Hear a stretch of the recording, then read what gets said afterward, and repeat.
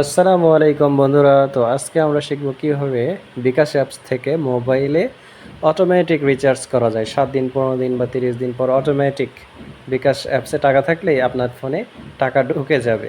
আপনার আর কষ্ট করে বারবার রিচার্জ করতে হবে না। তো চলুন আমরা শিখে নিই কিভাবে এটা করা যায়।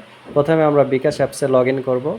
লগইন করার পরেই আমরা এরকম ইন্টারফেস দেখতে পাবো, সেন্ড মানি মোবাইল রিচার্জ। এখানে পে বিল, যেখানে আমি সবুজ একটা টিকমার্ক দিয়েছি, এই পে বিল, এখানে এই অপশনে আপনাদেরকে যেতে হবে। পে বিল অপশনে গেলেই আপনারা এরকম একটা ইন্টারফেস দেখতে পাবেন, যেখানে লেখা আছে ম্যানেজ করুন।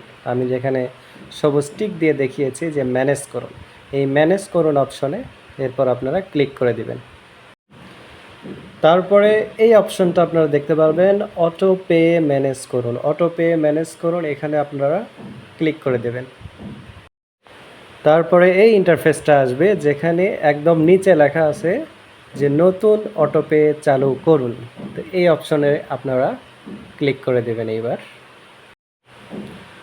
এরপর আপনারা এই ইন্টারফেসটি পাবেন, যেখানে 3টা অপশন পাবেন: মোবাইল রিচার্জ, পে বিল এবং সেন্ড মানি। আপনি যদি চান যে আপনার মোবাইলে 7 দিন, 15 দিন বা 30 দিন পরে অটোমেটিক রিচার্জ চলে আসবে, তাহলে আপনি মোবাইল রিচার্জ অপশনটি বেছে নেবেন।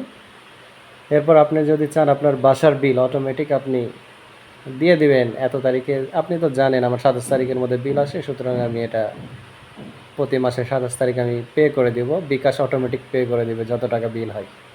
এবং সেন্ড মানি, যদি কোনো প্রয়োজন থাকে বা কাউকে সেন্ড মানি করার প্রয়োজন হয়, সেখানেও আপনি সেন্ড মানি করতে পারবেন নির্ধারিত অ্যামাউন্ট একটা নির্দিষ্ট সময়ের মধ্যে।